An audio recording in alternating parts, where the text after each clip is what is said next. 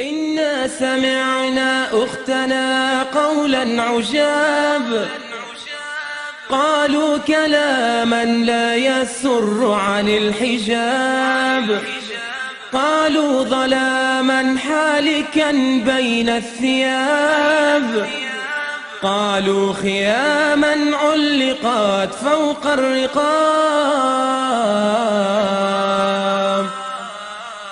نادوا بتحرير الفتاة وألفوا فيه الكتاب، رسموا طريقا للتبرج لا يضيعه الشباب.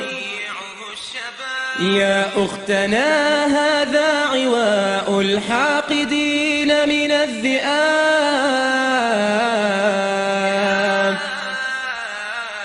النار مثوى الظالمين لهم عقاب، والله يكشف ظلمهم يوم الحساب، والجنة المأوى ويا حسن المآب.